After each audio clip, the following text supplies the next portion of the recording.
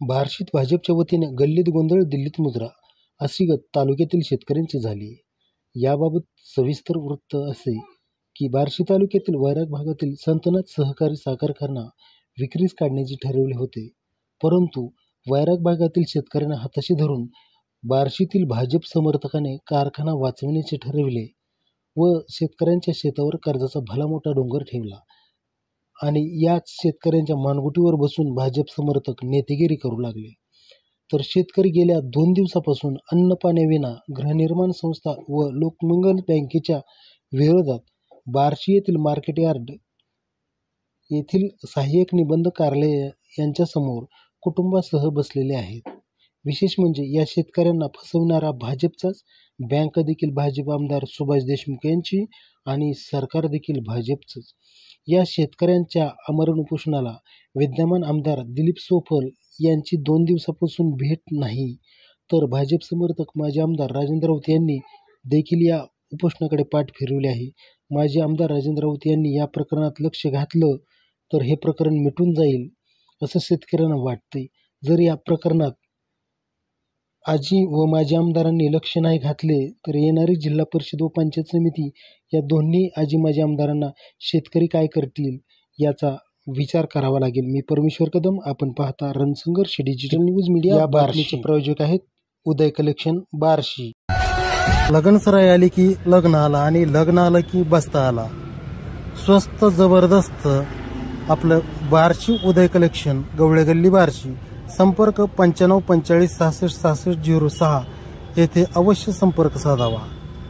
उदय collection म्हणजेच मानापनांच्या साड्यासाठी अगदी wholesale दरामध्ये उपलब्ध. पत्ता पुन्हा एकदा उदय कलेक्शन, गवळे गल्ली बार्शी. संपर्क 95 45 66 66. मी दादासाहेब नवनाथ लुंगसे, मुक्कामपूर धामणगाव, तालुका बार्शी, जिल्हा सोलापूर. मला सांगा, आपण इथं सहाय्यक निबंधकाच्या ऑफिस समोर बसलेला आहात, नेमकं कशासाठी बसलेला आहात? आम्ही या ऑफिसच्या समोर असं बसलेलं आहे की आम्ही वेळोवेळी शासन दरबारी न्याय मागितला. शासन दरबारी इथून तिथून भाजपचं सरकार असल्यामुळे, महाराष्ट्र स्टेट गव्हर्नमेंटमध्ये भाजप सरकार असल्यामुळं आणि हे बँक कर्ज देणारी भाजपवालीच, त्याचा विस्तार करणारी भाजपवालीच, आम्हाला फसवणारी बी भाजपवालीच. त्यामुळं त्यांच्या वरिष्ठचं ऐकून म्हणजे सर्व अधिकारी आज सकाळपर्यंत आम्हाला निगेटिव्ह उत्तर देत आहे. त्यामुळं जे आमच्यावर निर्णय, आता मी त्याचं तुम्हाला एक उदाहरण देऊ शकतो आहे की माझ्या कुटुंबामध्ये माझ्या पत्नीच्याही नावानं कर्ज होतं आणि माझ्याही नावाने कर्ज होतं. तर मी ज्यावेळेस संघर्ष केला किंवा ज्यावेळेस पत्रव्यवहार केला त्यावेळेस मला बोलवून घेऊन माझे 15 ते 28 लाख रुपये भरले.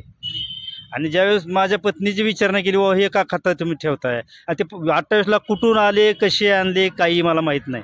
त्यावेळेस मलाच गावाकडे टाकून वैरागमध्ये आणलं. इथे सही कर म्हणली, मी केली.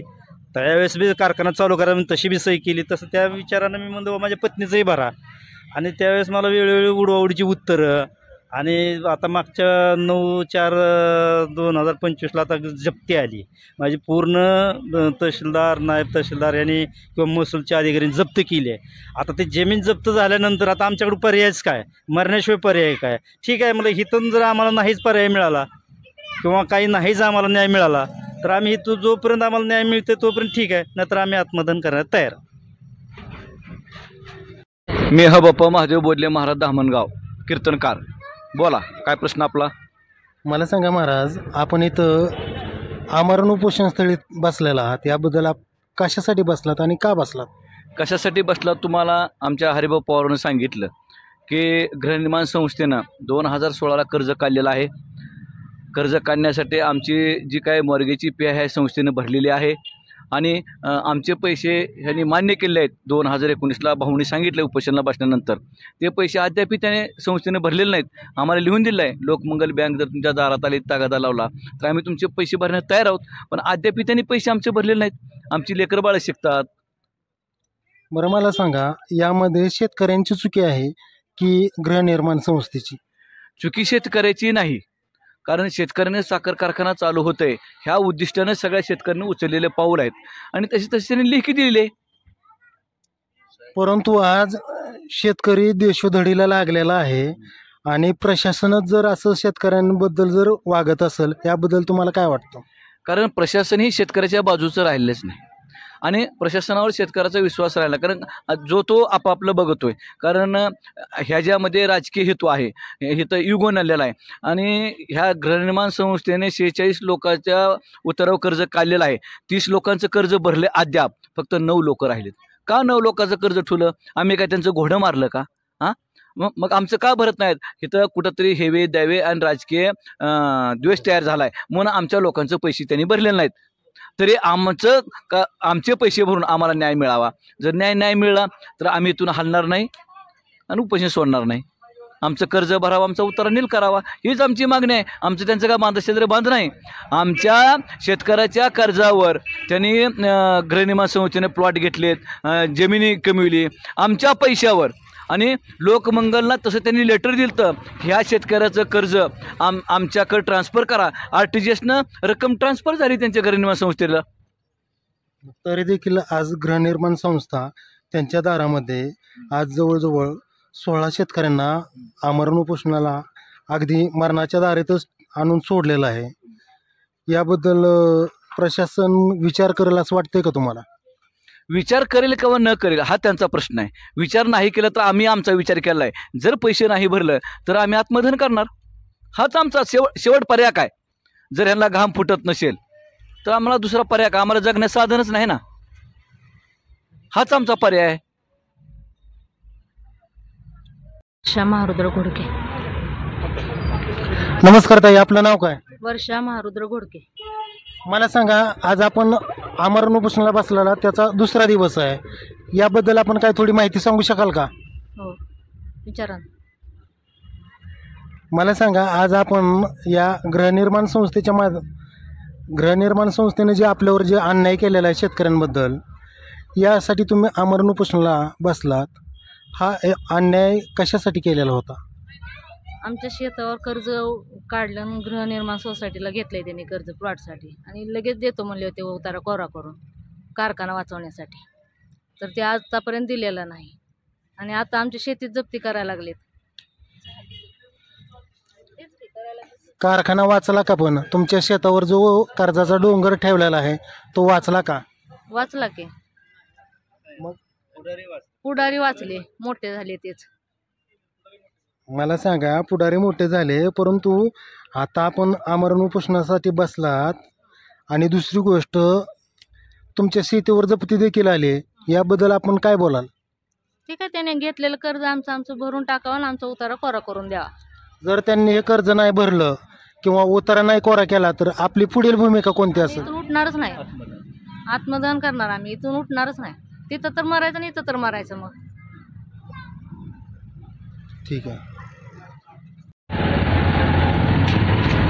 नमस्कार, मी परमेश्वर कदम. आपण पाहता रणसंघर्ष डिजिटल न्यूज मीडिया. आज आपण बार्शी शहरामध्ये संतनाथ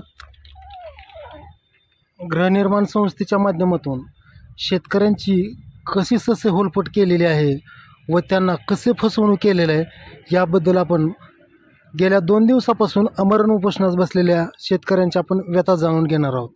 नमस्कार, आपलं नाव काय? मी हरिवामन पवार, राहणार सुरडे. आपण इथं आमरण उपोषणाला बसलेत, याबद्दल तुम्हाला नेमकं कशासाठी बसलं आणि याच ऑफिस समोर का बसू वाटलं? आमच्या नावावर 2016 रोजी संतनाथ गृहनिर्माण संस्था यांनी लोकमंगल बँकेतून कर्ज काढून ते पैसे संतनाथ गृहनिर्माण संस्थेस वर्ग केले आणि ते पैसे वर्ग केल्यानंतर 2016ला त्यांनी आज तगायत आमचे पैसे भरलेले नाहीत. त्यामुळं आम्ही 2019ला माननीय ERA ऑफिस यांच्यासमोर उपोषणाला बसलो होतो. त्यावेळेस आम्हाला संतनाथ गृहनिर्माण संस्थेने लेखी स्वरूपात हमी दिलेली आहे की तुमचे पैसे आमच्याकडे आलेले आहेत आणि ते पैसे आम्ही तुम्हाला द्यायला तयार आहोत, आम्हाला फक्त 2 महिन्याची मुदत द्या. त्याप्रमाणे लेखी दिल्यावर आम्ही उपोषण आमचं मागं घेऊन आज 2019 पासून आज 2025 उजाडलं आहे. आज पावेतो त्यांनी 1 नया पैसा आमचा भरलेला नाही. या कारणासाठी आज आम्ही ERA ऑफिस समोरच ज्या न्यायालयात ज्या ऑफिसमध्ये लिहून दिलं त्याच ऑफिससमोर आम्ही उपोषणाला बसलेलो. मला सांगा, या एअर ऑफिसचे जे काही अधिकारी वगैरे वर्ग आहे हे आपल्या आम्हाला उपोषणस्थळी भेटायला आलेत का? भेटायला येतात, पण आम्हाला इथून उठून जाण्यासाठीच सांगतात आणि गोल करतात आम्हालाच.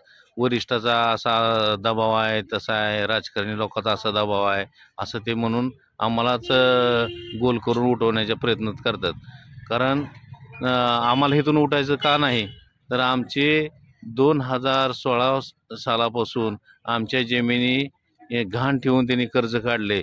त्या जमिनीच्या कर्जावर काढलेली एक नया दमडीसुद्धा आम्ही त्यातली घेतलेली नाही. हे सगळे पैसे गृहनिर्माण संस्थेला वर्ग झालेले आहेत आणि गृहनिर्माण संस्थेने ह्या पैशातून 16 एकर जमीन खरेदी केलेली आहे. मला सांगा, हे जे अधिकारी म्हणतात आमच्यावर दबाव आहे, नेमका कोणत्या राजकीय पक्षाचा आहे किंवा कोणत्या आमदाराचा आहे? नाही, ह्यात आमदाराचा दबाव नाही, पण राजकीय लोकांचा नक्कीच आहे, सत्ताधाऱ्यांचा दबाव आहे.